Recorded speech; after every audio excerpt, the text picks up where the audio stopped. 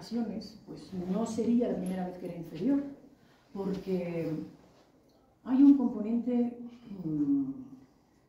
que tiene el soldado español con el que no se contaba, y es el estoicismo.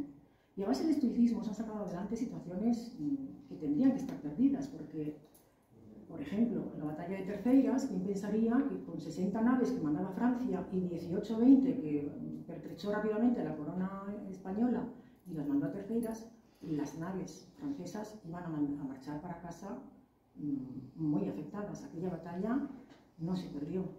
¿Quién iba a decir que la contraarmada que mandó la reina Isabel y que combatió prácticamente en buena medida con población civil, iba a marchar para casa derrotada? ¿Quién iba a decir que Blas de Lezo, Blas de Lezo está resucitado virtualmente gracias a Don Pablo? Don Pablo es experto en la batalla de Cartagena de Indias. ¿Quién iba a decir que en aquellas condiciones Cartagena de Indias diera el resultado que dio? Y la francesada, ¿quién iba a decir que los ejércitos, o sea, el ejército mejor pertrechado del momento, el ejército más importante, que era el francés, que ganaba batallas a ejércitos de países que tenían toda su élite política orientada a ganar aquellas batallas contra el emperador y que las perdía? ¿Cómo iba a pensar aquel emperador que, metiéndose en España, aquella batalla no iba a estar a su favor? Es decir, por 4 ejemplos cogidos así al azar, en todos ellos, contra todo pronóstico, el resultado fue lo que don Pablo lleva en su apellido. No tenía por qué haberse perdido al principio estas batallas navales, porque pudieran haber tenido, siempre, a ver, es verdad que la historia y el mundo militar van evolucionando, pero es que durante muchísimo tiempo quien hacía evolucionar el mundo militar era España, y el resto de los ejércitos se iban adaptando como podían. España dominaba la poliocética y España tenía una trayectoria marina que no tenía ni mucho menos, por mucho que fuera una nación emergente, Estados Unidos. Y sin embargo aquello se perdió. En aquel cuello de botella por el que tuvieron que salir aquellas naves, la primera que salió fue el buque Infanta María Teresa, que era el buque insignia. En esa nave iba Víctor Concas, el vicealmirante, que luego contó, dejó escrito, que cuando iban a salir a la batalla, alguien dijo, pobre España, y los demás asintieron. Esa era la moral con la que salían a la batalla. Y Víctor Concas continúa diciendo que cuando mandaron sonar las cornetas de ataque, fueron los últimos ecos de aquellas cornetas que sonaron en Granada, 400 años antes, donde empezó todo. Y el último barco que salió por aquel puerto fue el Cristóbal Colón, que se quedó sin combustible, se quedó sin carbón. Es como la bajada del telón. La última nave que llevó la enseña española en agua americana se llamaba Cristóbal Colón y se quedó sin combustible, se quedó sin energía. Y entonces aquella enseña volvió para la península. Y España salió de allí, pero dejó mucha España todavía allí. Cada vez que don Pablo publica un libro o da una conferencia, él y otros muchos hispanistas a los que tenemos que estar profundamente agradecidos, está haciendo una transfusión a aquella España amputada que a veces parece que se gangrena. Bueno, pues como el pasado no es lo mismo que la historia, el pasado se altera para manipular el presente. Es necesario libros como estos, a pesar de que en este momento te acercas con desasosiego, no es un momento agradable de leer o de estudiar, pero sí es muy necesario. Como está tan cerca, tampoco tenemos todavía la perspectiva histórica como para ello. Bueno, pues esto se hace bajo el acogimiento, por decirlo de alguna manera, de una asociación cultural que se llama Eros de Cavite y que se dedica a dar difusión a la historia desde 1492 a 1898. O sea, este libro llegaría al final del interés de la asociación. Y hoy toma especial relevancia el nombre de la asociación, que se llama Eros de Cavite, porque la sede está en Cartagena y toma el nombre de un monumento que se erigió en 1920, muy próximo al desastre este, en memoria de los heridos precisamente en la guerra hispanoamericana. Eros de Cavite, además, obviamente, difundiendo la historia española, lucha contra la leyenda negra Y otro ámbito de trabajo de Eres de Cavite es la defensa del español, tanto dentro de las fronteras como fuera. Fuera, en Filipinas, ya está establecido, también en Puerto Rico, en muchos estados americanos, y se pretende establecerse en todos, y en España en 25 provincias. Pues en Filipinas se está volviendo a impartir clases gratuitas de español. El español allí fue erradicado violentamente, pero quedaron reductos, y en base a esos reductos se está enseñando el español. Cuando te acercas a una lengua, te acercas a la historia, y los filipinos es necesario también que se acerquen a la historia compartida.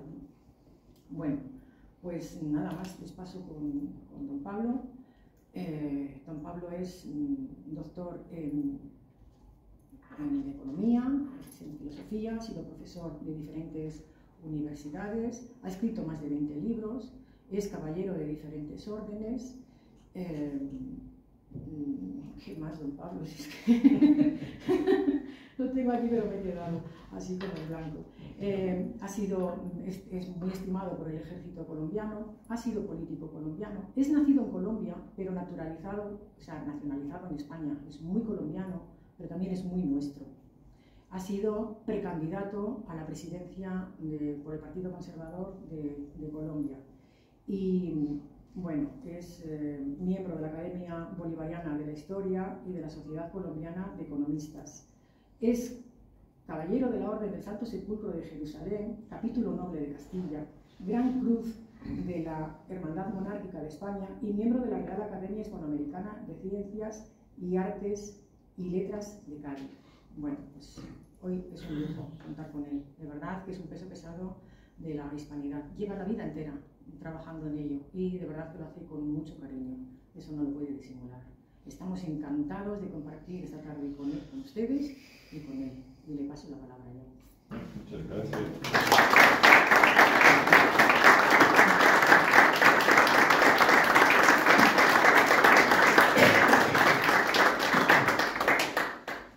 Bueno, pues empezaremos porque el concepto de libertad iniciado en Francia terminó trasplantado a la América, porque los franceses nos enseñaron un tipo muy peculiar de libertad, que era la igualdad de todos en la guillotina. Ahí era donde nos hicieron iguales. En cambio, en Estados Unidos sucedió algo muy distinto.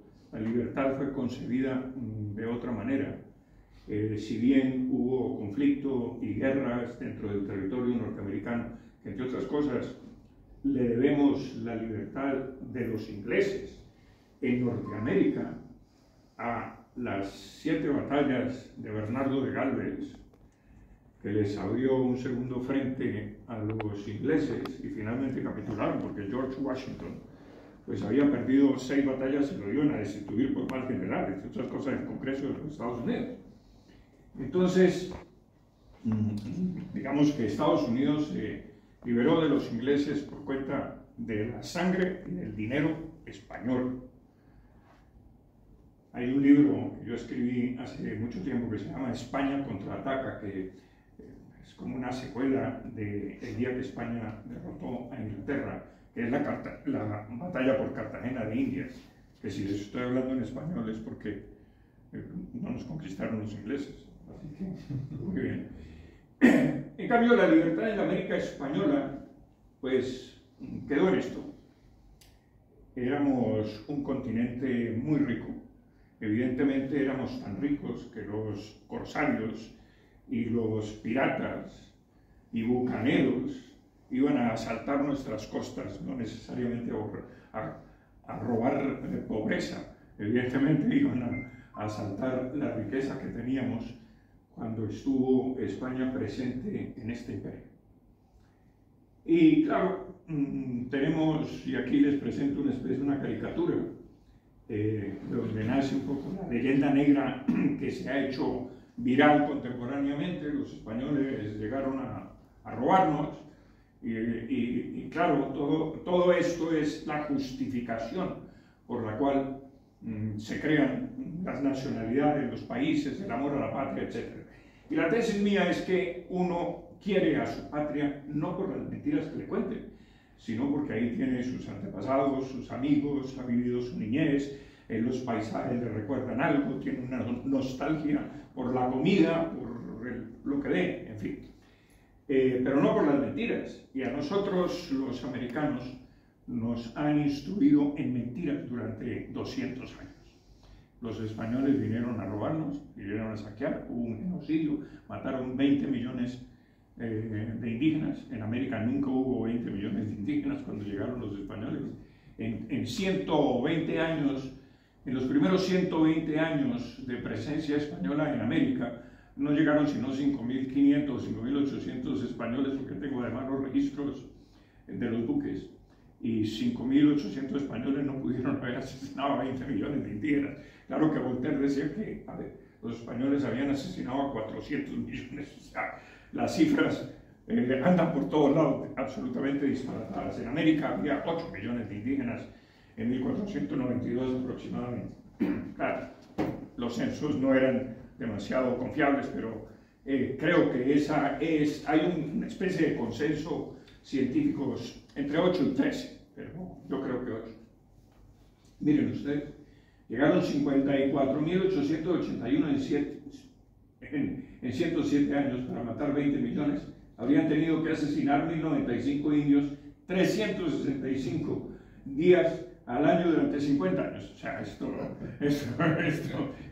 no es posible, es que las cifras por sí solas son absolutamente ridículas, ¿no? En fin, pero el hecho de que se hubiesen extinguido muchísimas tribus se debe al mestizaje, esencialmente, que fueron asimilándose, les parecía mejor la cultura, la nueva cultura, la cultura del vasallaje que antes tenían, que tenían que ofrecer, pues, inclusive niños, a las tribus dominantes para sus sacrificios humanos, etc. Entonces les parecía que con los españoles les iba mejor. Y la verdad científica es que, a ver, hubo una transmisión evidentemente de virus de uno y otro lado. Por supuesto que del lado de los indígenas posiblemente hubo más mortandad porque, entre otras cosas, estaban peor alimentados. En América no había gallinas, no había cerdos, no había vacas, no había leche, evidentemente. No había muchísimas cosas que llevaron los españoles de aquí. Y creo que la alimentación era bastante pobre. Lo dicen los huesos de los enterramientos, que los arqueólogos han desenterrado y tal. En fin, pero miren ustedes el esclavismo comparado para que se den cuenta.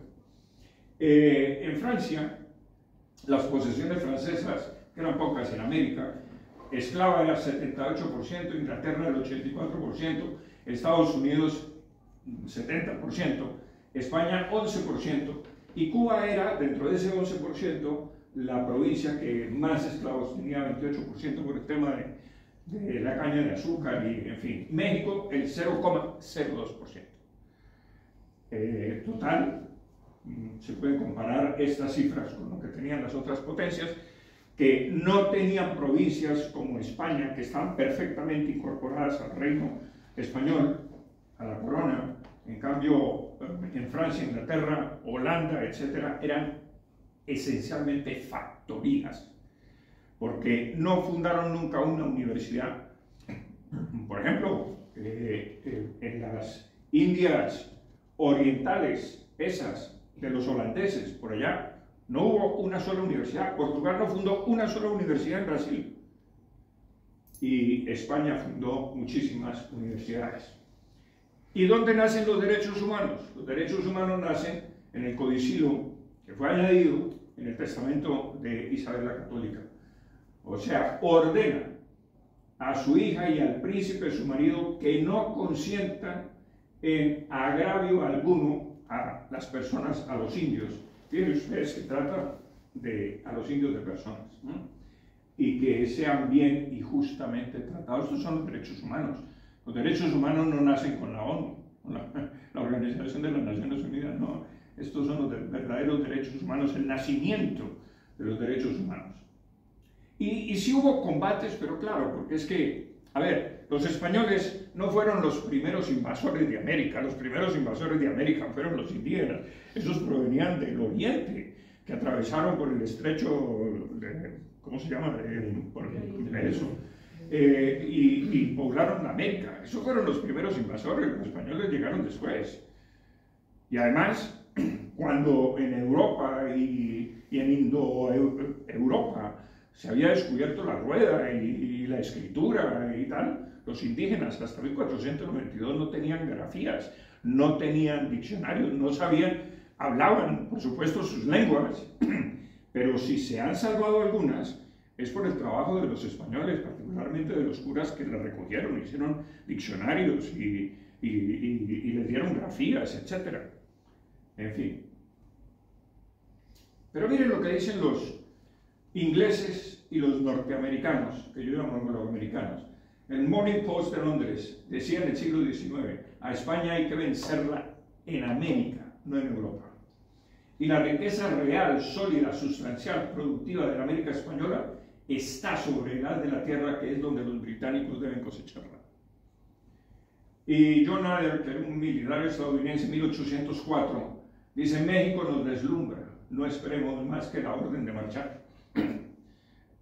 México era la ciudad más esplendorosa de la América, con Lima. El nivel de vida era extraordinariamente alto, mucho más alto que en Europa, les quiero decir, pero mucho más. Un trabajador mexicano ganaba 5 veces lo que un trabajador en Alemania en ese tiempo. Pero claro, todo se inicia aquí. La libertad de Francia, en las logias, se conspira contra España. Y para entender realmente qué es lo que sucede y dónde se origina el problema, les recomiendo, esto no es propaganda, pero tengo que recomendarlo. Hay un libro mío que se llama El terror bolivariano, que examina exactamente cómo se origina el problema. Pero, por ejemplo, en Santa Fe de Bogotá había 3 logias masónicas. Una de ellas por Antonio Nariño, que es el precursor de la independencia colombiana. Precursor. Pero nuestras luchas fueron fratricidas, fueron guerras civiles, como las que tú mencionaste, Marta, en España. Y esencialmente es una lucha de hijos contra padres. ¿Y por qué de hijos contra padres? Porque resulta que el origen de la independencia está en las clases altas. Y las clases altas de América son blancas, tengo que decir. Digamos, no es racismo, pero es que es un hecho cultural, económico. Así que no pretendo ser racista de ninguna manera, pero digamos que culturalmente los indios son menos prósperos que los blancos. Está a la vista. Bueno, pues ese es mi libro, El verdadero exterminador. Los españoles no fueron los verdaderos exterminadores. Este señor sacó 2 decretos de exterminio contra los españoles. 2 decretos. 1.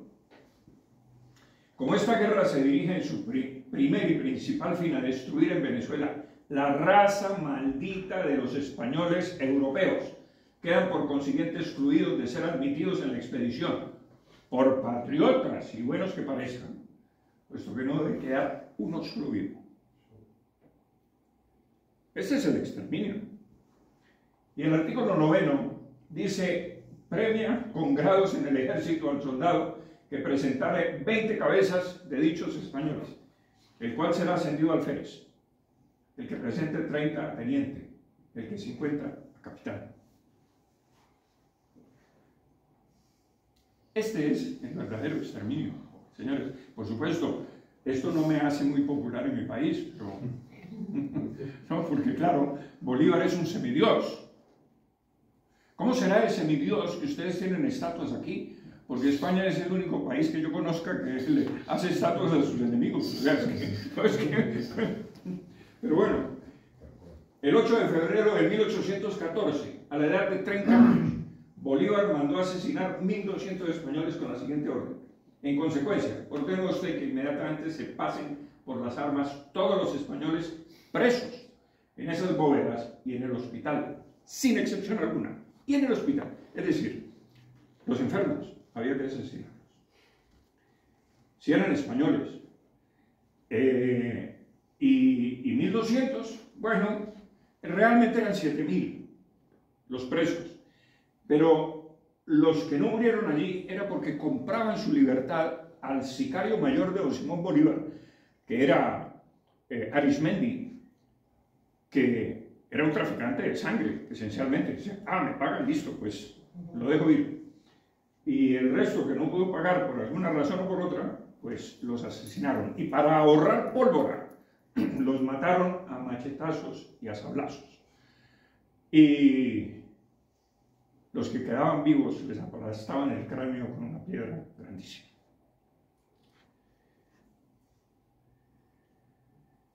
El testigo y cronista de la época, Juan Vicente González, nos refiere en el Acta de Caracas. Esto es el Acta de Caracas.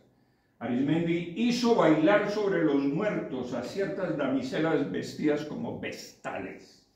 Sobre aquel anfiteatro corrían locas de placer, vestidas de blanco, engalanadas con cintas azules y amarillas, ninfas del suplicio, que sobre la sangre y los sucios despojos bailaban el inmundo palito. Es decir, sobre los cadáveres de los españoles, Arismendi hizo bailar estas damiselas.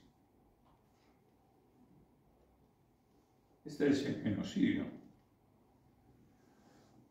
Y dice Bolívar, en una carta de Bolívar al vicepresidente de Colombia, he hecho el Nerón para los españoles. Bueno, sí, pero no solo para los españoles, para los criollos, los indios, los mestizos, los empresarios, los comerciantes, los propietarios, y con todos los que no comulgaran con su ideario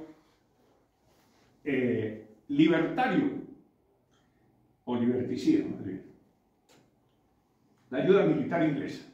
Porque es que los ingleses quieren ayudar a la independencia de América para sacarse el clavo de lo que hicieron los españoles con su presencia en Norteamérica.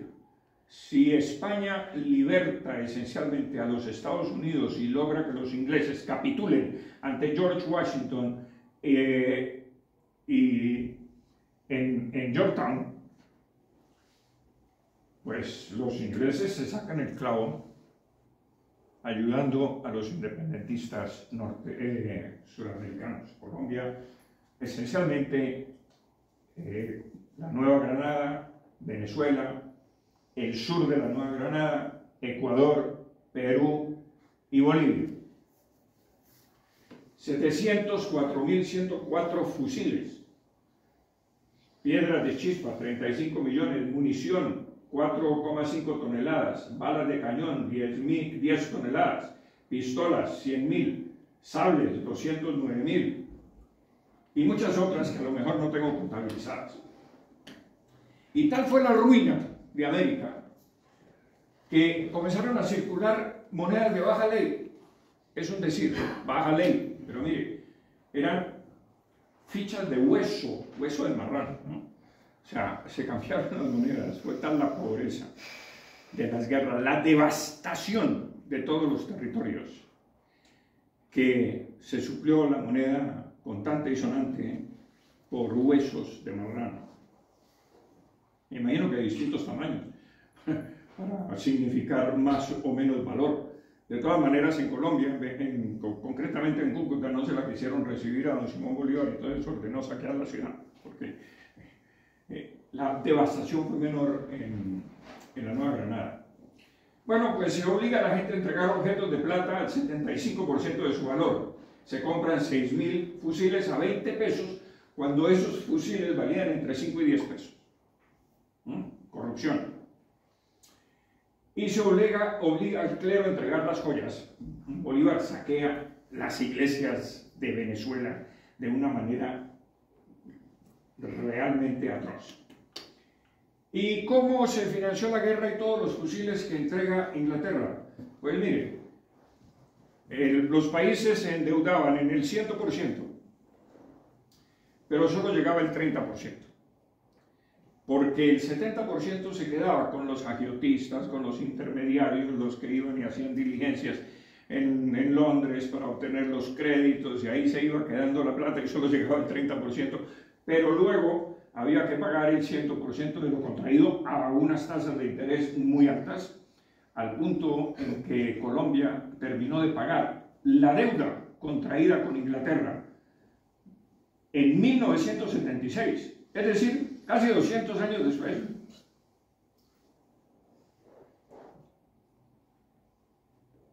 Se podrán imaginar cuánto era la deuda. Y en cuanto se ha estimado por algunas fuentes, hay que hacer un estudio concienzudo económico sobre el costo de la guerra, pero también sobre las riquezas que había en América, las que fueron saqueadas. Pero se ha dicho que se saqueó del Perú 2.000 billones de euros de hoy. El Perú era evidentemente la más rica y opulenta provincia española. Había un coche por cada 2 personas. Y las chicas del servicio iban con joyas, con oro, inclusive oro, cadenas de oro que se amarraban en el tobillo y tal. Aquí miraban con cierto estupor las vestimentas de los americanos porque venían un poco, pues, aquí la gente vestía muy sobriamente, de negro, de esto y tal, un poco así, y de América venían, pues, no sé, engalanados de otra manera, y los miraban y decían, qué hortera, ¿no? O sea, qué cosa tan rara, pero a los americanos, pues, porque lucían, pues, todas sus joyas y sus cosas, y tal. Ninguna deuda externa hubo en América mientras España estuvo allá. Ninguna provincia española tuvo que recurrir a empréstitos extranjeros de ningún tipo. Y por supuesto, nunca hubo ninguna emigración hacia Norteamérica buscando trabajo de los americanos. Jamás, jamás se vio eso. Como se ve hoy, filas enteras cruzando el Río Grande para llegar a los Estados Unidos. Bueno, pero, y esto es un resumen muy apretado, evidentemente, de todo lo sucedido y de las intrigas cortesanas y de, en fin, de todo lo que sucedió. Pero yo he llegado a la conclusión, después de un cuidadoso, creo, estudio, que la batalla de Boyacá, que es la que le da la independencia a la Nueva Granada y la convierte en Colombia, Bolívar es el que le da el nombre de Colombia, es que allí hubo una traición. Esta sí es una traición, porque es que hay demasiados datos que evidencian que hubo una traición. A ver, el general José María Barreiro, en primer lugar, era llamado el Adonis de las mujeres. Estaba allí en la Nueva Granada, comisionado, entre otras cosas, por el general Pablo Morillo, porque Pablo Morillo, cuando comienza la insurrección en 1810 y dura, digamos, la patria boba hasta 1815, esos 5 o 6 años de interregno, lo que hubo fue combates entre los propios criollos por ver quién se quedaba con el poder, esencialmente. Es decir, no solamente se guerreó contra los españoles mientras Napoleón tenía invadido España, porque este es el tema, y esta es la gran traición, ¿no? Que Napoleón invade a España y los americanos inicialmente dicen, vamos a quedar en manos de Napoleón. No vamos a quedar en manos de Napoleón, vive el rey. Pero todo esto se comienza a transformar por distintas cosas que yo analizo en el libro cuidadosamente, pero que nos tomaría mucho tiempo decirlo en este momento. Se comienza a transformar esto en un movimiento revolucionario contra España. Y entonces se aprovecha la circunstancia de la invasión napoleónica para libertar, entre comillas, estos países, sobre todo los 2 primeros, Venezuela y la Nueva Granada.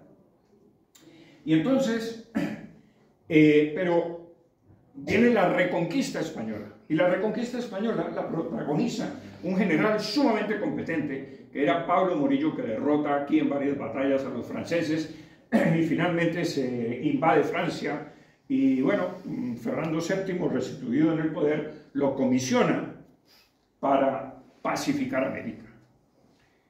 Y lo comisiona de una manera muy curiosa, porque tal era el temor que había por la violencia tan brutal que había en América, que Fernando VII estimó que no era conveniente que la tropa se enterara de para dónde iba la expedición militar española. Y entonces le dio un despacho y le dijo: usted lo abre 15 días después de comenzar a navegar y estar bien lejos en alta mar. Y claro, Pablo Morillo lo abre y es para Venezuela, nada menos, y Colombia, a donde no querían ir los españoles por la violencia que había, sobre todo en Venezuela. Creían que iban para la Argentina. Pero bueno, Pablo Morillo reconquista el territorio, pacifica el territorio, pero comete un error, que es ponerse a perseguir al tal Arizmendi, que se le arrodilla. Cuando él llega a Isla Margarita, se le arrodilla y le dice: en sus manos está mi vida, sálveme, Señor, en nombre del rey, pido perdón. Era un asesino espantoso. Y Pablo Morillo le dice: levántese, Arizmendi, que hoy usted ha nacido 2 veces. Y el general Morales, que estaba al lado de Pablo Morillo, le dice: mi general, si usted perdona a esta fiera salida de la manigua, que ha asesinado españoles y ha asesinado criollos y los ha quemado vivos por no estar de acuerdo con la independencia, América estará perdida para España. Y Pablo Morillo le contesta: general, no le he pedido su opinión.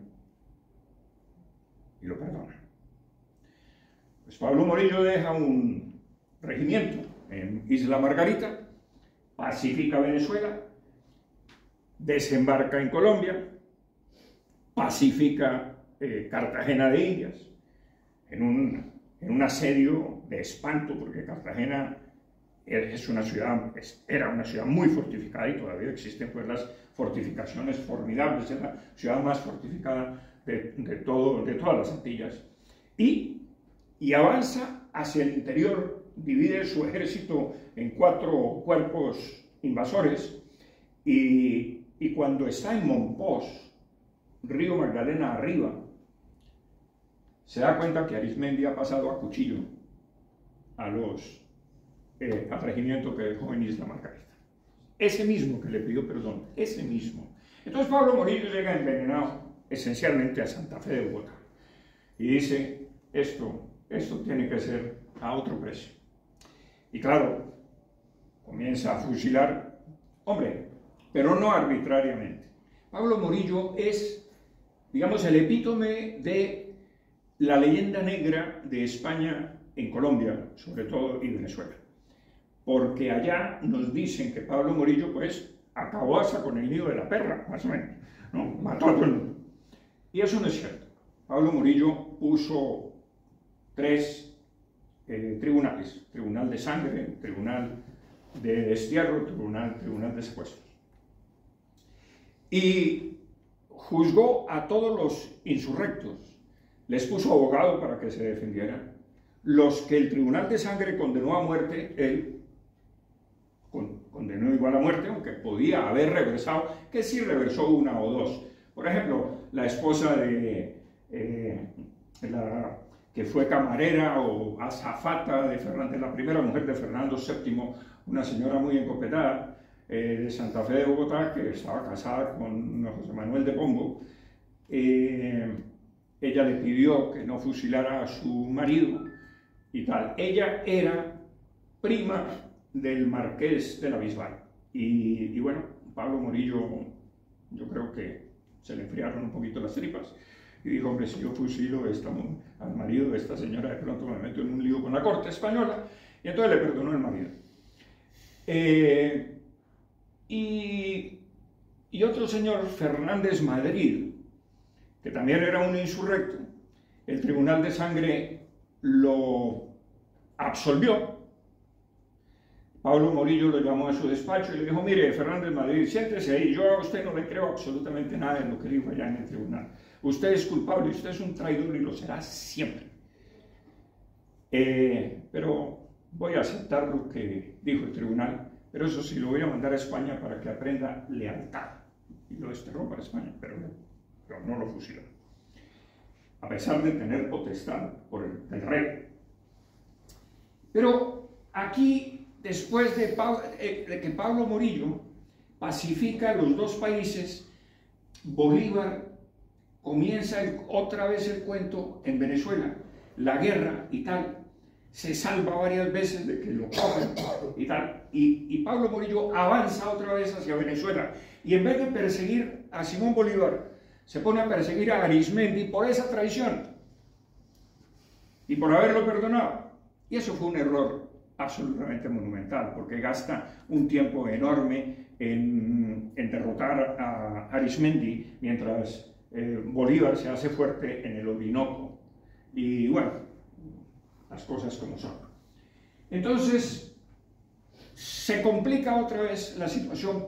Derrotado Bolívar, viene hacia la Nueva Granada, y aquí sucede algo muy curioso. General Barreiro, que es como que lo ha dejado Pablo Morillo como comandante de los ejércitos españoles en la Nueva Granada, parece que pacta con los insurrectos. ¿Y por qué parece? Porque José María Barreiro tiene una novia en Santa Fe de Bogotá y su hermano es coronel de las filas de Bolívar.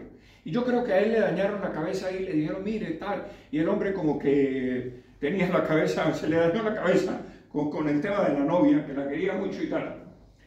Y entonces ahí, en la batalla de Boyacá, es una hondonada Boyacá, y hay un puentecito miserable allá abajo que pasa por el río Teatinos, que es una quebradita, no es ni siquiera un río, y él venía de Villa de Leyva, y venía subiendo, y Bolívar estaba en las alturas con 2.000 hombres, y él también tiene otros 2.000 hombres más o menos.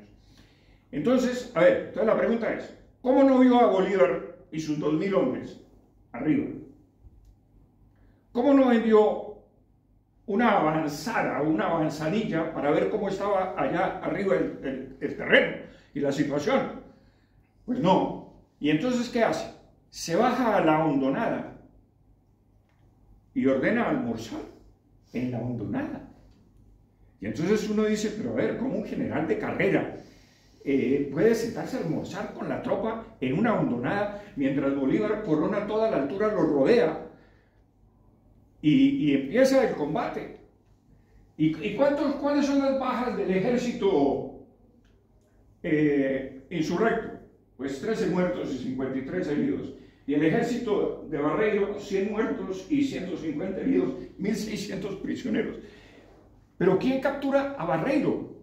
Lo captura un niño de 12 años, que era el palafrenero de Santander, o de uno de los insurrectos. Y tú dices, pero a ver, con una lanza, el niño tenía una lanza. Y tú dices, el general se deja capturar de un niño con una lanza de 12 años de edad. A ver, y le da con la lanza o algo así, ¿no? Me imagino yo, o sea, es que como que no tiene mucho. En fin, el hecho es que ellos se sientan a almorzar ahí después de la batalla, y con Santander, que es masón. José María Barreiro es masón. Y Santander dice que le perdona la vida y tal, y que va a haber un intercambio de prisioneros con el virrey Sámano, que huye de Bogotá cobardemente hacia Cartagena. Y entonces, bueno, pues lo llevan preso a Santa Fe, ya a Bogotá, pues le cambian el nombre, ya no es Santa Fe de Bogotá, sino Bogotá. Entonces, y entonces Santander habla con Bolívar y dice, a estos tipos hay que fusilarlos.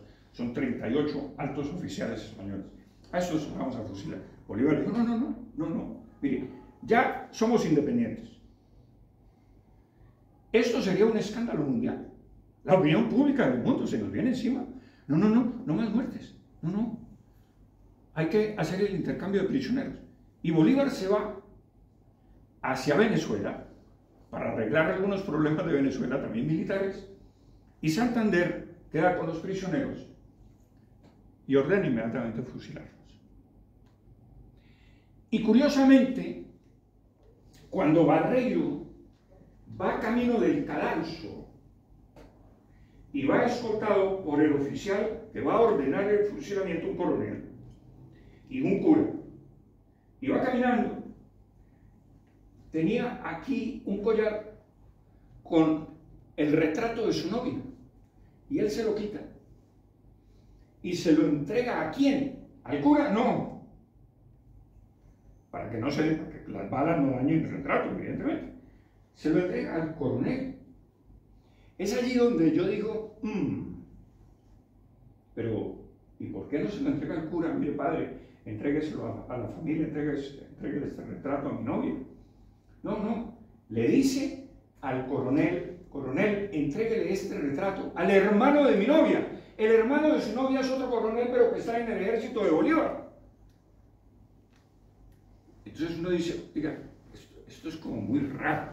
Me recuerda un poco ese fusilamiento, el suceso en Roma, cuando unos traidores le dicen a los romanos cómo ganar y finalmente cuando gana Roma, van por su paga y Roma los ejecuta diciéndole Roma no paga traidores. Y yo creo que Santander hizo exactamente lo mismo y los fusiló a todos. Bueno, pues el virrey Sámano huye, habría podido defender la capital con 5.200 hombres, no la defiende, huye con todo el mundo. Y fíjense ustedes, Barreiro entrega credenciales de masón a Santander y este responde, la patria está por encima de la masonería, y lo fusila, junto con 37 oficiales. Entonces yo creo, personalmente, que esta batalla fue pactada entre masones. Bien, bueno, ahí está un poco lo que les he dicho. A Barreiro, entre otras cosas, lo quieren fusilar arrodillado y por la espalda. ¿Cómo se fusilaban los traidores? Miren ustedes. Pero el general luchó contra quienes lo querían obligar a hacerlo y le dispararon a quemarropa en la cara y lo mataron. No se dejó arrodillar y de espaldas. Bien, el derrumbe imperial se consolida con la salida del general Pablo Murillo de Venezuela y la desmoralización del ejército, porque él se casa por poder con una chica gaditana.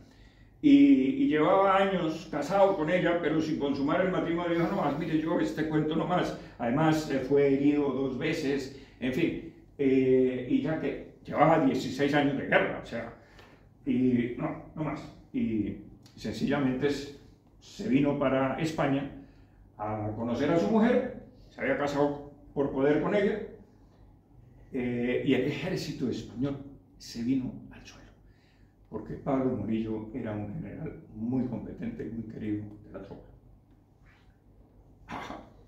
Finalmente se consolida en Sudamérica la otra traición, que es Ayacucho. Ayacucho, que en idioma quechua se llama el rincón de los muertos. Bueno, miren ustedes lo que sucede. Esta es la otra sospecha que yo tengo. Los realistas se sitúan en una loma a 200 metros de altura, donde observan las tropas independentistas abajo. A ver, ¿cómo si tienen toda la artillería arriba?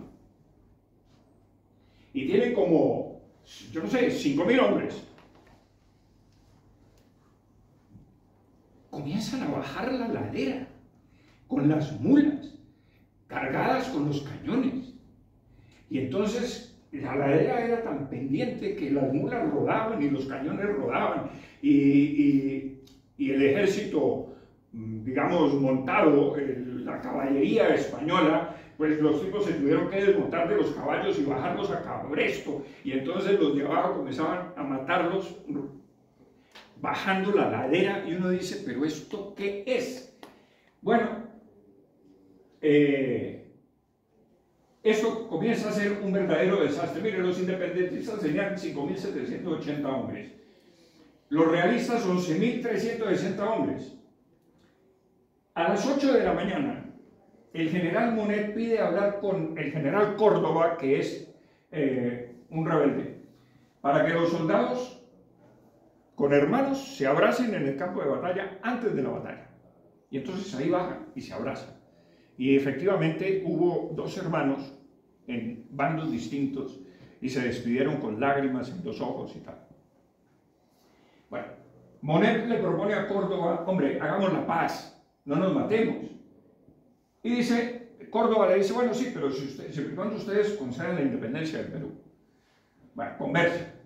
No se sabe exactamente qué conversaron verbalmente, pero luego sí queda un documento escrito. 2 horas y media estuvieron allí sin combatir. En 2 horas y media se hacen muchas cosas, inclusive preparar un borrador del documento, que luego hay el documento. Muy bien, pues los realistas bajan la ladera, la caballería republicana da buena cuenta de los que alcanzan la planicie, venían desmontados y con los caballos rodando y las mulas rodando y la artillería rodando, y o sea, esto es un verdadero desastre, ¿no? Los rebeldes tienen 370 muertos y 609 heridos, bueno, un poco más, en Colombia fueron 13, pero aquí, bueno, y los realistas 1800 muertos, 700 heridos. Y el virrey y la alta oficialidad queda prisionero junto con 2000 soldados.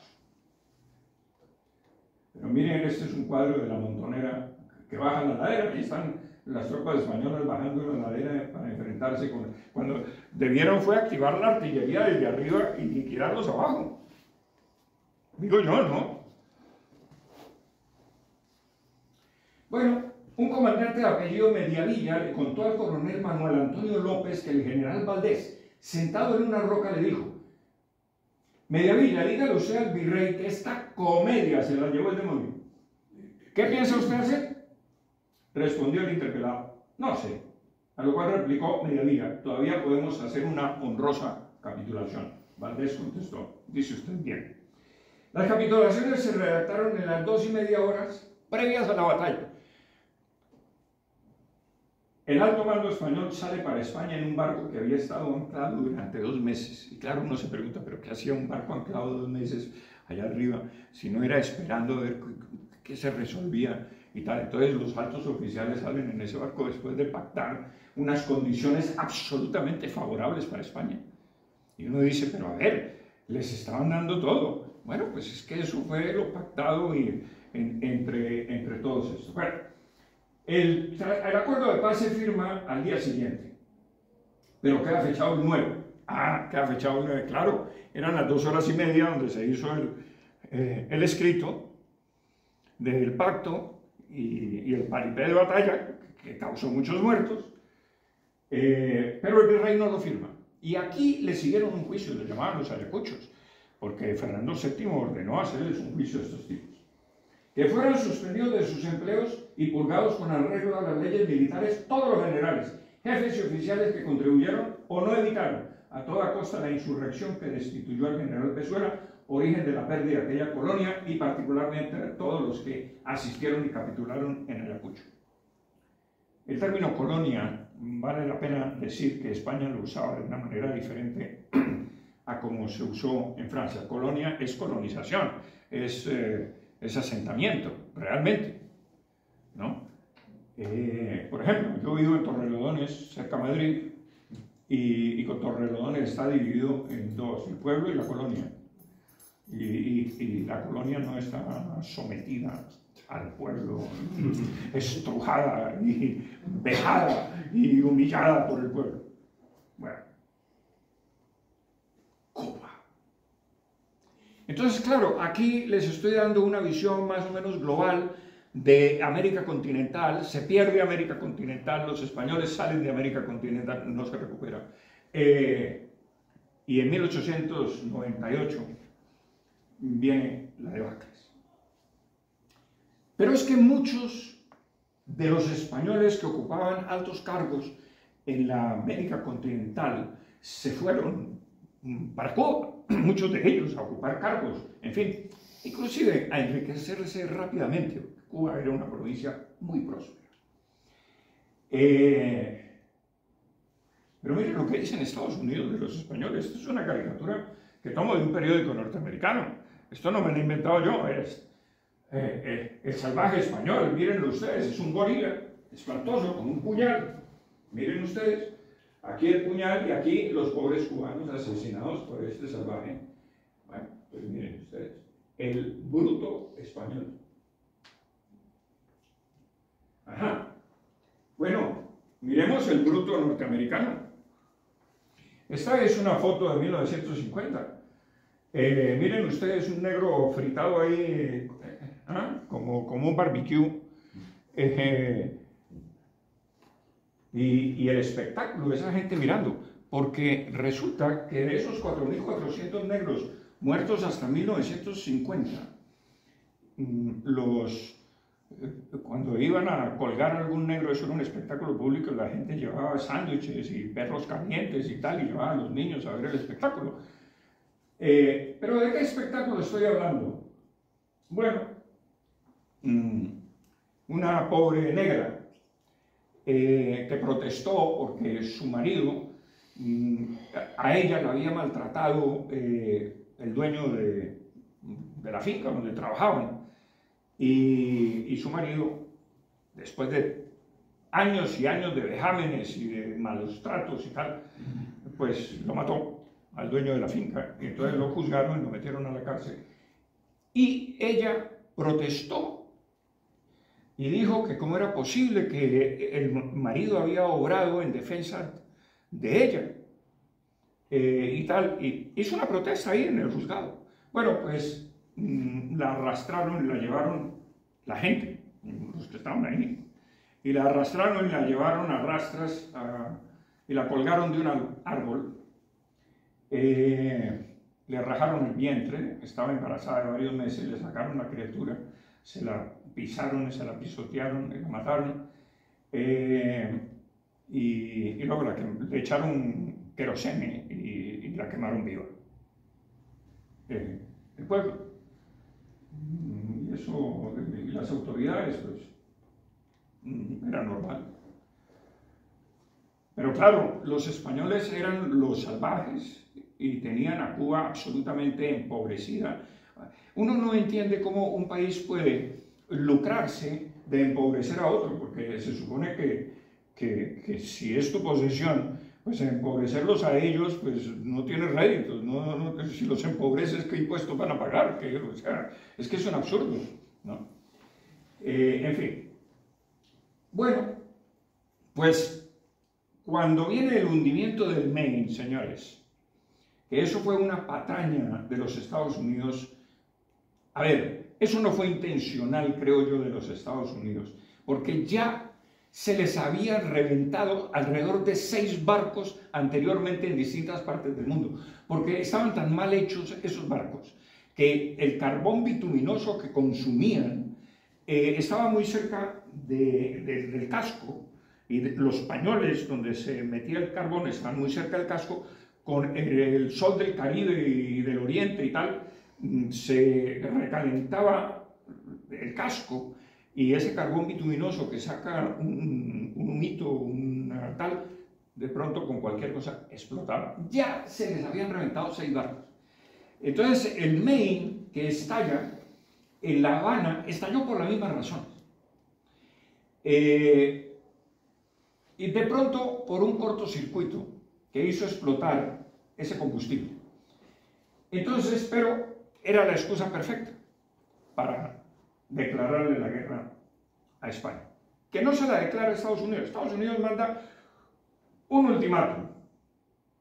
Pero poco antes, el 26 de febrero, ya había tambores de guerra, ya se oían los tambores de guerra. Es que Estados Unidos se lo dijo de 10 años antes, duró 10 años diciéndole a España: los vamos a atacar, señores, va a haber guerra con ustedes y nos vamos a apoderar de Cuba, entiendan. Pero aquí no se entendió, porque aquí estaban en los problemas, Marta, que tú mencionaste aquí, con toda razón. Este país llegó a 1898 absolutamente desmoralizado, con una cantidad de problemas internos brutales. Y entonces, pero Estados Unidos desde 1888 se los estaba advirtiendo. Y claro, en esa advertencia, en 1888, se saca el submarino Isaac Peral, el famoso submarino, cuyas pruebas fueron exitosas. La reina dijo qué maravilla y ella aprobó el proyecto, pero los políticos, por celos entre ellos y celos con este señor Peral, tumbaron el proyecto. Si se hubieran construido 3 submarinos de esos, si se hubieran remolcado a Cuba, la flota americana no habría existido, es decir, habrían hundido toda la flota americana. Pero bueno, no se hizo el proyecto, se hundió el proyecto, y llega 1898, 26 de febrero, todavía no hay guerra, y Cervera le dice al ministro Bermejo, le dice: me pregunto si es lícito callarme. Se ocurre la total ruina de España y todo por defender una isla que fue nuestra y ya no nos pertenece. Oiga, señores, eso fue nuestro. Dejemos eso, que se defiendan solos. Y el ministro le dice: aún onde en Cuba nuestro pabellón, y el gobierno, interpretando los sentimientos patrios a una costa de tantos sacrificios, desea que no se desmembre aquella posesión española de nuestro territorio. La reconvención. No, ¿cómo que vamos a entregarla a cuento de qué? De que porque Estados Unidos nos amenaza. Bueno, inclusive para complacerlos, acuérdense ustedes que el gobierno retira a Weyler, que tenía prácticamente pacificada la isla, pero Estados Unidos protesta porque era un asesino y tal, y no sé qué, y lo reemplazan con el general Blanco, que era más tranquilo, más tal. En fin. Miren, el 20 de abril se produce el ultimátum después del hundimiento del Maine. 20 de abril, Bermejo le escribe a Cervera: salga con todas las fuerzas para proteger Isla de Puerto Rico, que está amenazada. Salga, aquí no hay medias tintas. Miren ustedes, el 21 de abril, Cervera, el día siguiente, Cervera le escribe a Bermejo: mientras más medito, mayor es mi convicción que continuar viaje a Puerto Rico será desastroso. No me manden, por favor, no. Auxilio. Ahora, instrucciones de Estados Unidos a su flota. Miren ustedes. Nunca enfrentar la flota contra flota, sino siempre 2 contra 1. Estados Unidos temía a la Armada Española. No se vayan a enfrentar flota con flota. Es 2 contra 1 siempre. Claro, España tenía 500 años de experiencia naval. Estados Unidos era la primera flota que votaban.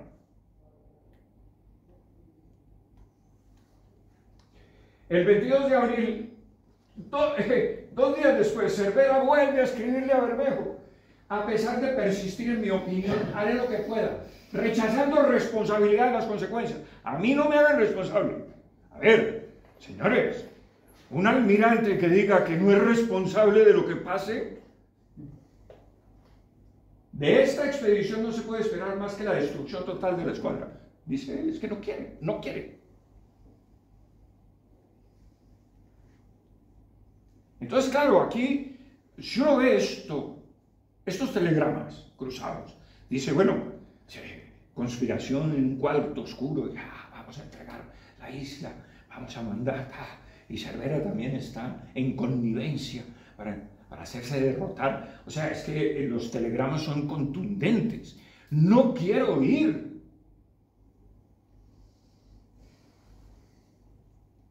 Estados Unidos.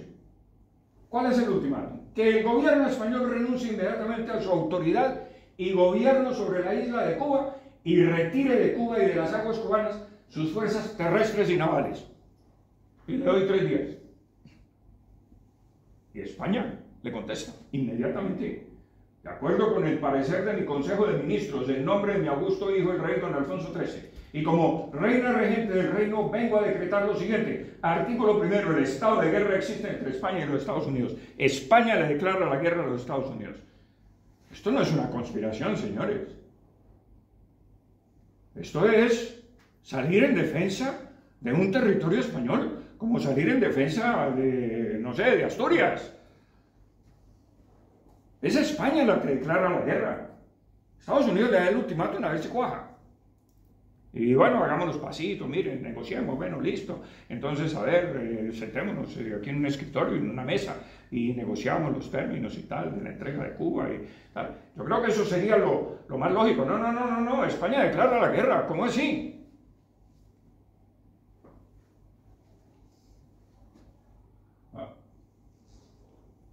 ¿Qué trancó eso?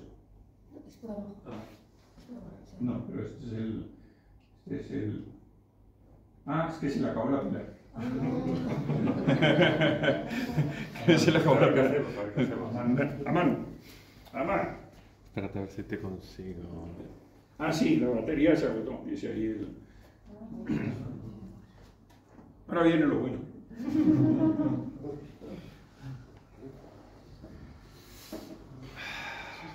O sea, a mí esto no me huele a conspiración. Puede haber muchas sospechas y son legítimas. Son legítimas.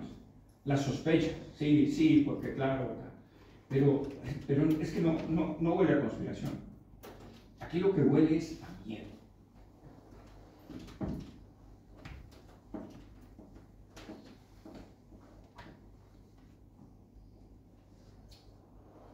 Yo sé que a la Armada no le va a gustar esto, no le va a gustar, porque ellos tienen un relato, que es que al pobre lo mandaron a que lo mataran. No le va a gustar, pero hay que ser honesto con las buenas y las malas. Bueno, en fin, este es el almirante Cervera. Hacía 10 años que no navegaba, no conocía la tecnología de los acorazados, de los grandes acorazados. Y miren ustedes las escuadras. Esto es muy cuidadoso lo que se ha hecho en el libro, demostrar que la escuadra española le podía haber, si no ganado, por lo menos causado tal daño a la escuadra norteamericana, que a lo mejor Estados Unidos se hubiese allanado a decir, bueno, hagámonos pasito, sentémonos en una mesa y conversemos, pero no lo que sucedió. Entonces miren ustedes, España tenía en los barcos 120 cañones y 33 tubos lanzatorpedos. Estados Unidos tenía 96 cañones y 36 tubos lanzatorpedos. Los barcos españoles tenían menos blindaje que los barcos norteamericanos, pero eso hacía que los barcos españoles pudieran maniobrar mejor, más rápido, eran mucho más rápidos. Los barcos norteamericanos el blindaje lo tenían en la mitad del casco, o sea que proa y popa no estaban blindadas, con lo cual se le habría podido averiar inclusive con torpedos por debajo de la cingladura de ¿cómo le llaman los marinos? De la lumbre del agua. ¿No? De la lumbre del agua. Se le habría podido con torpedos averiar. Pero eran mucho más maniobrables, pero además eran más precisos los cañones. Y esto lo dice el almirante Sampson. Los cañones norteamericanos tenían un problema, o dos. Primero, eran muy grandes y muy pesados. Y entonces cuando los movían hacia una de las dos bandas, proa o popa, y esto se vio en el ataque que le hicieron a Puerto Rico, porque ellos estaban esperando la escuadra española en Puerto Rico. Y como Cervera nunca llegó a Puerto Rico, pues decidieron bombardear San Juan. Y entonces los cañones escolaban el barco, por lo pesados que eran. Y como los barcos no estaban como muy bien construidos, pues los barcos se escolaban, con lo cual al disparar los cañones no daban en el blanco. Y entonces yo he calculado por evidencias y documentos de Puerto Rico, porque allí estuve en Puerto Rico investigando esto y estuve en Nueva York investigando la parte norteamericana. El 80% o no daban el blanco o no estallaban. No estallaban. ¿Por qué? Porque no tenían la pólvora reglamentaria. Y entonces, en Puerto Rico, en San Juan, lo mismo ocurrió en Santiago de Cuba. se vendían los proyectiles norteamericanos a $25 la pieza como souvenirs. En la calle decía, cómprame esto, mire, este es un proyectil norteamericano. Decía, bueno, yo lo tengo como, tome $25, démelo, se lo llevaba para casa. No estallaban. Y yo no sé si no estallaban, porque claro, se sabía que no tenían la pólvora reglamentaria, y por eso no estallaban. Y yo no sé si era que las fábricas engañaban al gobierno norteamericano para sacarle más productividad, digamos, a la venta, metiéndole menos pólvora de la requerida. No lo sé, es una especulación mía, no tengo ningún dato sobre eso, pero que el 60% no estallaba, a ver, y el 80% no diera en el blanco, a ver. Bueno, muy bien. Y la fuerza militar, ¿qué teníamos en Cuba? La fuerza expedicionaria en el 95 era 84.000 hombres, la fuerza en el 96 100.000, en el 97 191.829, y este dato sí es especulativo mío, porque hay muchos datos contradictorios. Entonces yo dije, hombre, sumo esto tal y lo divido por tanto, y en promedio 250.000 hombres. Pero el dato fiable es este, porque este es oficial y sin contradicción. Muy bien. 191.000 hombres es mucha gente. Soldados regulares, de tierra. Y la orden de combate. Señor, vaya a defender a Puerto Rico. Es lo que les he mostrado a ustedes en un telegrama. Pero mire lo que hace Cervera. Llega de Cabo Verde y llega a Dominica, a Martinica, y de allí se va a Curazao. En Dominica le dicen, no, nosotros somos neutros, nosotros no le vamos a vender carbón, no. Le damos 600 toneladas, pero vaya y cárguelas en alta mar, porque aquí en este puerto no, aquí no.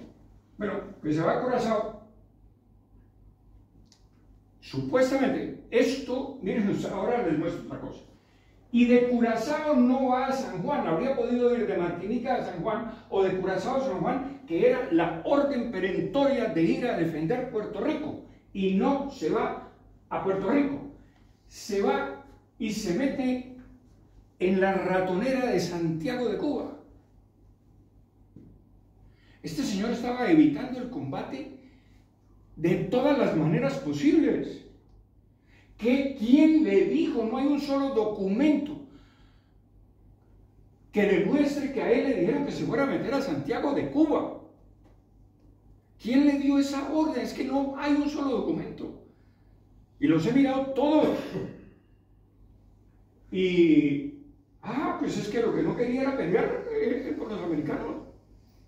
Y va y se esconde en Santiago de Cuba a ver si la artillería de Santiago de Cuba lo defiende.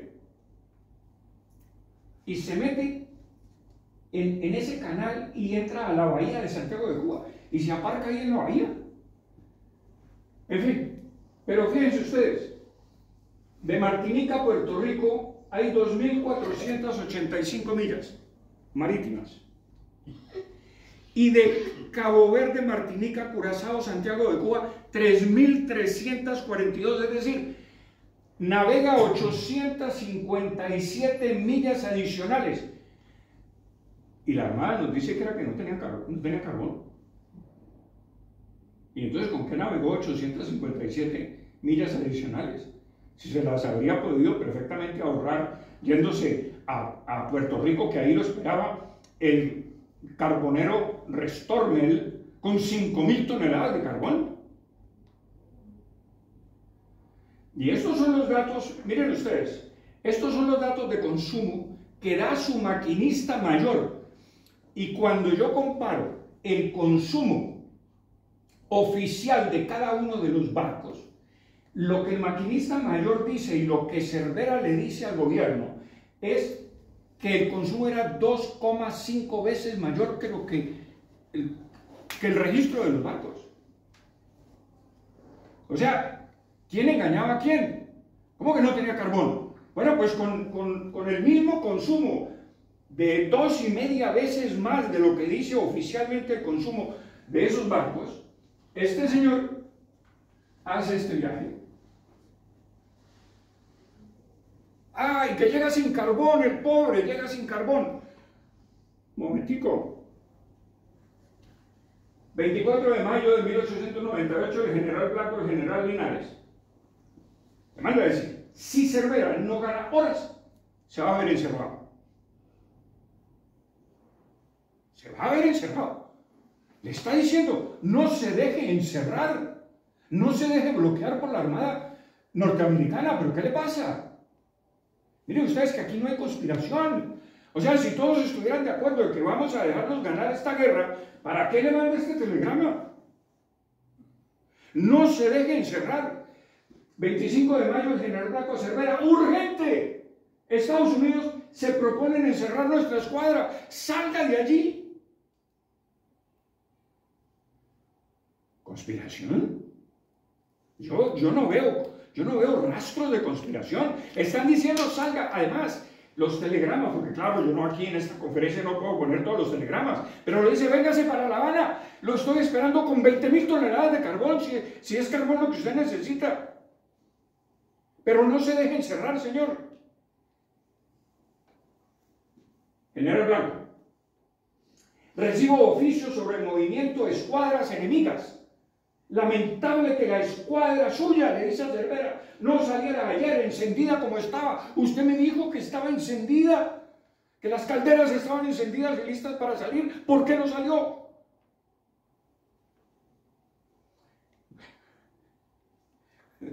¿Por qué no salió? Mire lo que dice Cervera. Cervera queda bloqueado el 29 de mayo por la escuadra de Schley y el 1 de junio por la de Sampson. Es decir, los americanos dividieron su escuadra en dos, una por el norte de Cuba y otra por el sur. Si Cervera hubiera salido, derrota con toda su escuadra la mitad de la escuadra americana, si hubiera decidido ir a La Habana por el norte. Si hubiera decidido ir por el sur, derrota la otra mitad o la mitad correspondiente en el sur. Tenía el doble, porque los americanos dividieron en dos por ver si el hombre venía por el norte o venía por el sur. Y bueno, hagamos lo que podamos. Pero no. Se habría podido enfrentar a una de las dos mitades en alta mar. Bueno, entonces, ay Dios, Cervera a Ramón Auñón, el nuevo ministro de Marina, y le dice, mire, estamos bloqueados. Califiqué de desastrosa la avenida para los intereses de la patria. Los hechos empiezan a darme la razón, pero esto es una profecía, esto es autocumplida. Esto es una profecía que él mismo hace cumplir.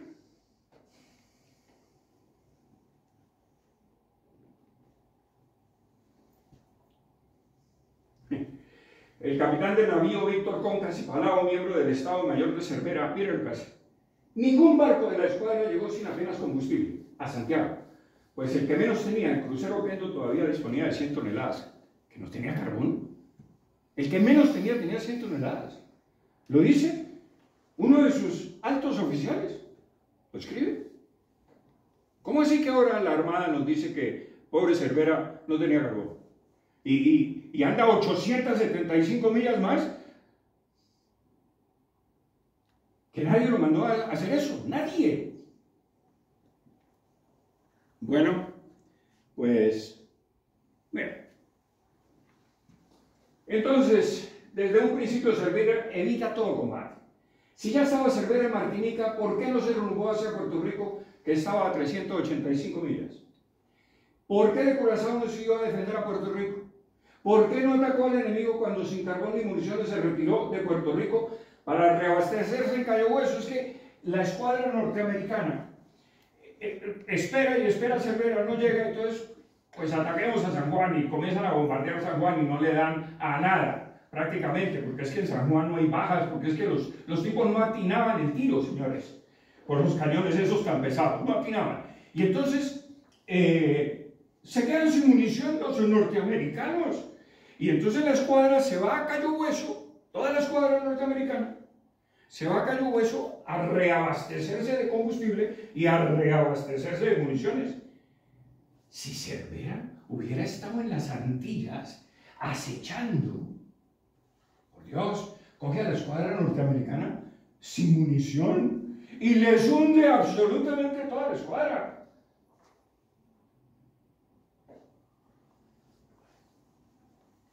No, pero prefiere esconderse en la cueva. Y bueno, tuvo 6 días para irse antes del bloqueo. Pero miren lo que él dice. Cuando le dicen, oiga, ¿y usted por qué no salió cuando tenía las máquinas prendidas, las calderas prendidas? Y dice, hombre, ¿y usted por qué se fue a Puerto Rico? Digo, ¿cómo se llama? A Santiago de Cuba. Y dice, es que se me ocurrió ir allí. Se me ocurrió. Momento, pero pongo en el libro, se me ocurrió. ¿Cómo que se le ocurrió? ¿Cómo que se le ocurrió? Y entonces lo bloquean. Una escuadra viene por el norte, una escuadra viene por el sur, y aquí lo bloquean. Pero cuando él llega a Santiago de Cuba, de noche, y él llega con las luces apagadas, de pronto ve 2 barcos norteamericanos que están con las luces encendidas, que están vigilando, y son 2 barcos comerciales, es decir, de ruta comercial, que los americanos han artillado porque no tienen flota, digamos, que valga la pena, o les faltaba eso, entonces los artillan, sencillamente, pero son barcos comerciales. Y este señor pasa a hurtadillas, de noche, estos con las luces encendidas y Cervera con las luces apagadas. Esto lo relata uno de los capitanes. Y yo me pregunto, ¿y por qué no les disparan? ¿Por qué no los bombardean? Si están con las luces encendidas, es que es muy fácil. ¡Tome! Y los hunde. No estaban en guerra.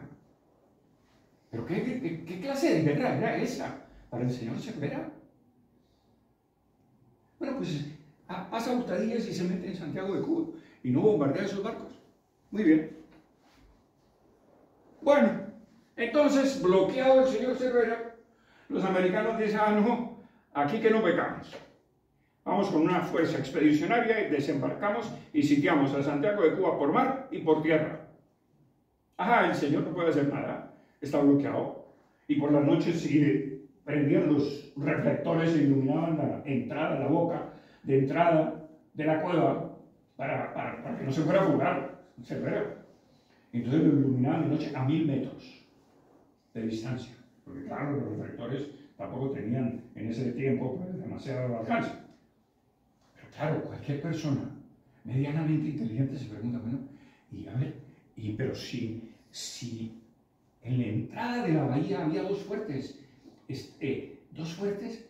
¿y por qué no le disparaban a los barcos si sus cañones alcanzaban 2500 metros y los barcos norteamericanos estaban a 1000 metros? ¡Qué raro! Entonces yo investigo, ¿cómo así?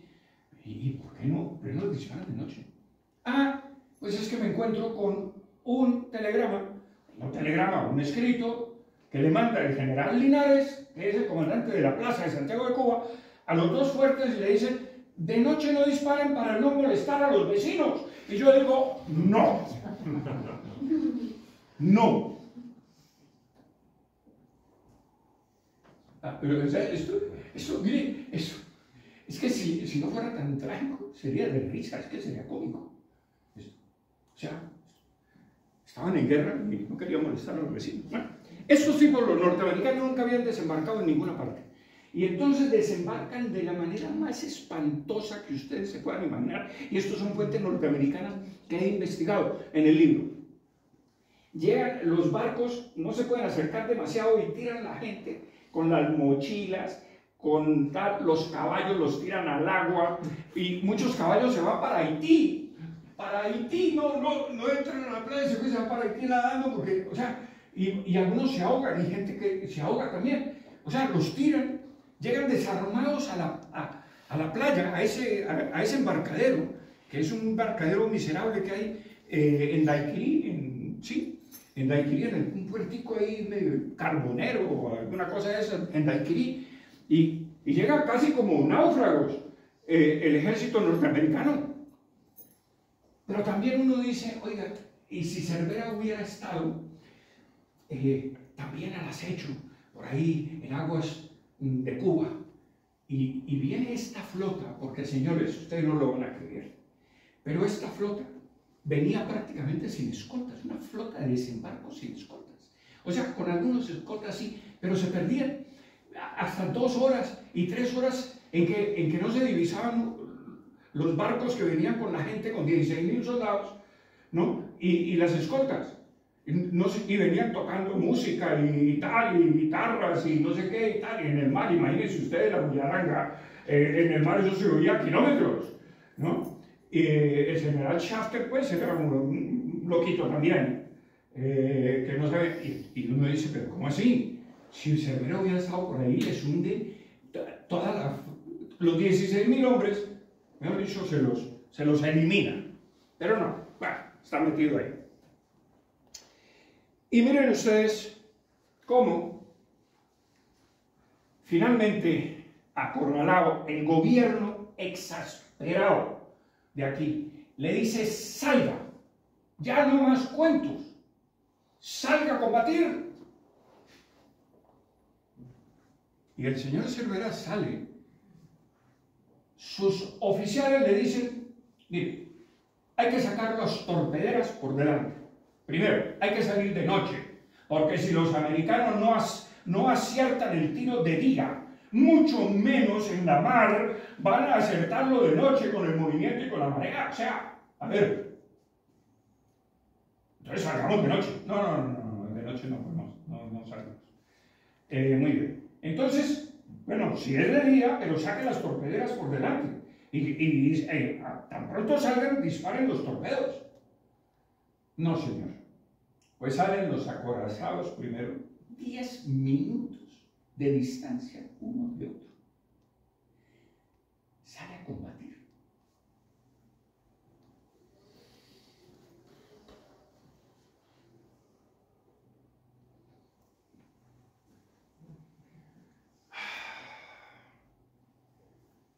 Claro, va, como decían ellos, a lombo de costa. Y claro, inutiliza todos los cañones de estribor. La mitad de los cañones quedan inutilizados, porque solo le funcionan los de babor, los de... ¿sí? Entonces, uno dice, pero a ver, y con 10 minutos de distancia unos de otros, y entonces, claro, y sale huyendo, dándole la popa al enemigo. Es como si usted está en combate y sale corriendo dándole la espalda al enemigo, pero por detrás, le dan. No sale a combatir, sale a huir. Mírenlos, aquí están. Y los americanos dándoles por detrás, uno por uno.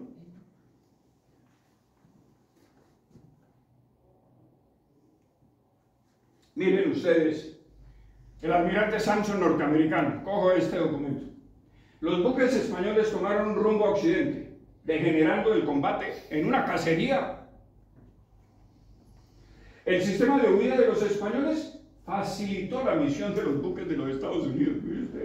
Su posición era la de ir corriendo la costa. Esto es fuente norteamericana.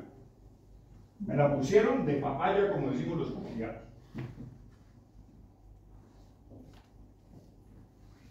Y les dieron papaya. Sí. Su posición, miren, nos facilitaron la tarea.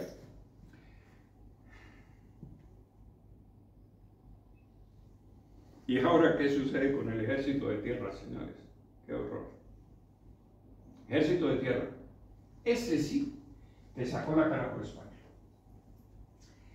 Prácticamente el ejército norteamericano estaba derrotado, diezmado, enfermo, con hambre, desmoralizado. Inclusive estaban sitiando ya a Santiago, habían roto la primera línea de defensa. Pero uno se pregunta, a ver, yo he hecho cursos de ejército en Colombia, que tenemos uno de los mejores ejércitos del mundo, porque en 60 años la guerrilla no pudo derrotar al ejército colombiano. Y tenemos gente muy buena en el ejército. Y como yo he sido tan afín al ejército de Colombia, pues he estado en cursos de altos estudios militares en la Escuela Superior de Guerra. Pero sin haber estado allí, la pregunta es, ¿por qué el ejército español no estaba en la altura cuando el ejército norteamericano desembarca en las playas, sin armas, tirados ahí a la topa tolondra, y no los cogen y los ametrallan en la playa? ¿Qué estaban haciendo tierra adentro? Pues tierra adentro lo que estaban haciendo es que hicieron una línea de defensa de 9 kilómetros de largo. Y a mí los 9 kilómetros de largo, con las fuerzas existentes, me da 200 hombres por kilómetro. Claro, desembarcan 16.000 y te atacan 5.000 de una, por un lado, te rompen la línea. Bueno, pues la línea la rompieron. La primera línea, tenían 2 líneas de defensa. En la segunda línea de defensa, ya el ejército norteamericano estaba absolutamente agotado, diezmado. Habían sufrido pérdidas inconmensurables. No tenían comida. ¿Saben cómo hacían el café? No me lo van a creer. Con boñiga seca de las vacas. La cocinaban y para ellos eso era el café. Así estaban. Habían casi dejado las armas. Pero claro, viene la catástrofe de Cervera. Y entonces se envalentonan. Se les sube la moral. ¿Y a quién se le baja la moral? Pues al ejército español, que dice, pero ¿cómo así? Que a este señor lo han derrotado. Miren ustedes cómo está. Son datos oficiales de Estados Unidos. Roosevelt escribe al Senado de Henry Cabot Lodge para que interceda ante el presidente McKinley por refuerzos. Y le dice, dígale al presidente, por el amor del cielo, hasta ahora hemos ganado con un alto coste, pero los españoles luchan muy duramente y estamos muy cerca de un terrible desastre militar. Debemos recibir ayuda, miles de hombres, baterías y comida y munición. Estos son fuentes norteamericanas.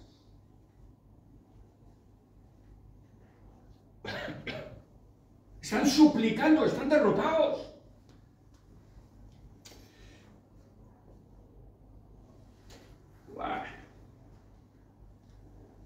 Y entonces, súbitamente, el general Shafter manda un mensaje y dice, mire, la flota ha sido hundida. Ustedes van a morir aquí, pues, porque ya España no viene a auxiliar. Es mejor que se rinda, pero eso sí, saquen al cuerpo diplomático y a los niños y a las mujeres, sáquenla de aquí porque vamos a volver chicha esta población. Y entonces el general Linares dice, bueno, entonces aquí no queda más remedio, señores, que capitular. El informe que le mandan a España, al gobierno español, es un informe absolutamente mentiroso. Dicen que los norteamericanos desembarcaron con 40.000 hombres y que ellos pues no tienen 40.000 hombres. ¿Entendés? Mentiras, desembarcaron 16.000. Que no tenían munición. Mentiras, tenían 1 millón de cartuchos en bodega.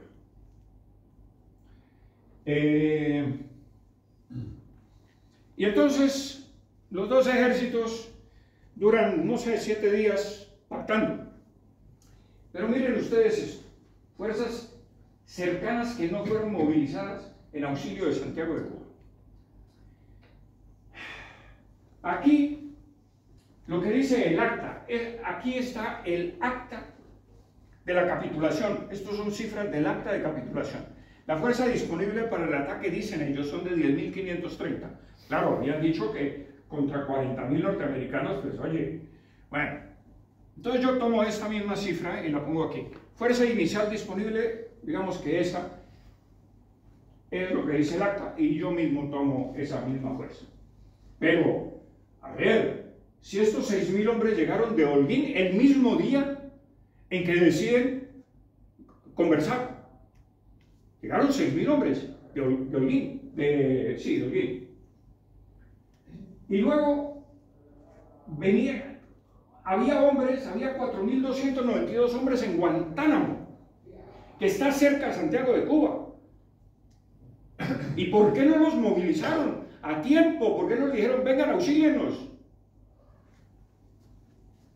Y entonces, entre estos 10.000, estos tal, nos suma 20.822 hombres que habrían podido defender Santiago de Cuba. Más me encuentro con 970 hombres que estaban donde no tenían por qué estar allá, si por allá no había ataques, que estaban en las lomas, allá en otro lado, mirando la bahía, por si acaso los americanos atacaban, que no iban a atacar por ahí, porque estaban atacando era por tierra. Pues estos hombres también se habrían podido sumar, habríamos podido defender Santiago de Cuba con 21.972 hombres contra 16.000. Todo el mundo sabe que un ataque produce de 3 a 1 más o menos. 3 a 1 contra 1 de defensa, muerto, 3 muertos el que ataca. Con lo cual, esto habría sido suficiente para defender Santiago de Cuba. ¿Pero qué sucede? Pero antes de eso, la fuerza combinada de España.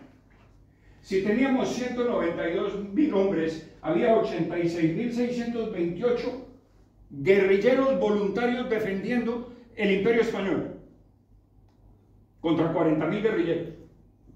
Tendríamos una fuerza disponible de 278.000 hombres. Es que esto es mucha gente, señores. Para que con 16.000 hombres capturemos y entregamos Puerto Rico y Cuba.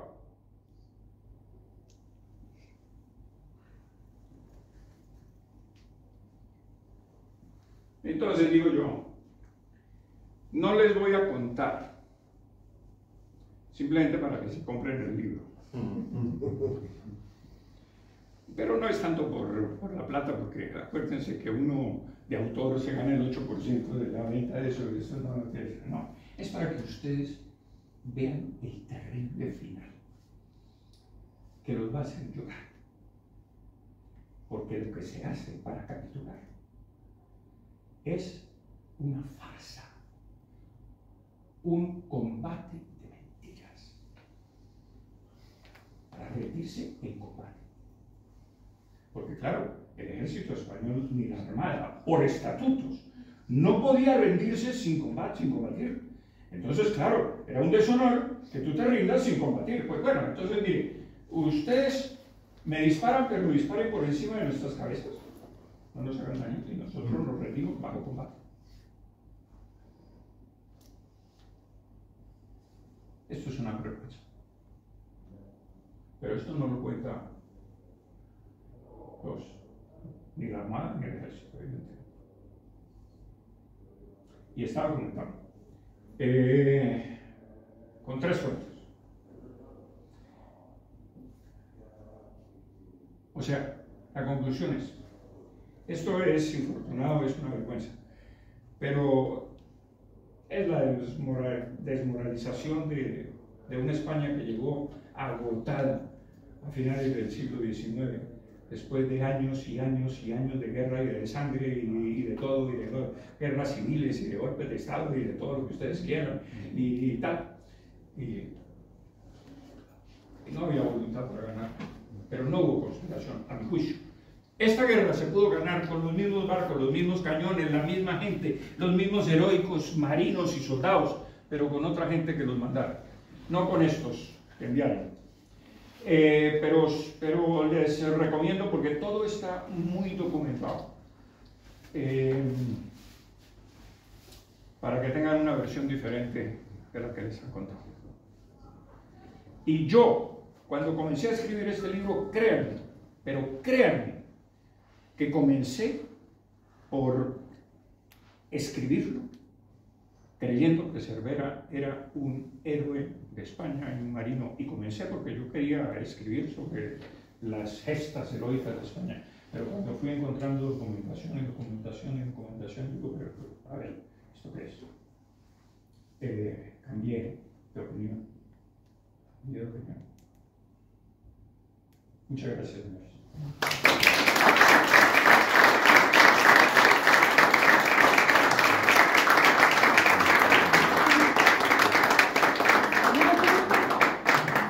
¿Alguien tiene una pregunta?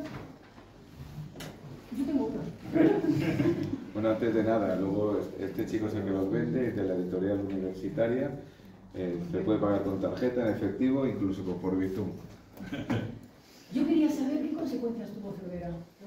Le hicieron un juicio, un consejo de guerra aquí, y se salvó por un voto, porque le habrían metido a la cárcel. Al final fue senador. Sí, él había sido, él era, sí. Y fue por un voto que se salvó. Yo tengo otra pregunta. Ante la negativa constante de él o su frustración a ir al combate, ¿por qué cree que el gobierno no puso a otro almirante al frente de las operaciones? Es que yo creo que él era como una especie de decano de los almirantes y de algún prestigio. Y la Armada además está llena de cerveras, que entiendo yo. Influencia. Lo creían muy competente. Hombre, en su tiempo había combatido en distintas partes.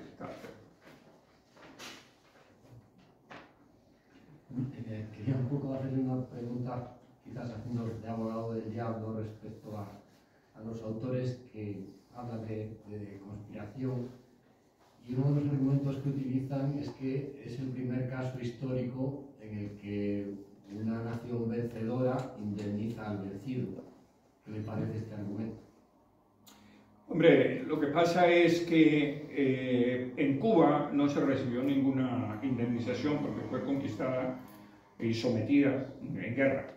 En Puerto Rico sí, en Puerto Rico los americanos tuvieron la distinción de decirle, tome 20 millones de pesos, de dólares y váyanse para casa y lámense las heridas un poquito y pónganse ahí esparadrapo en las heridas.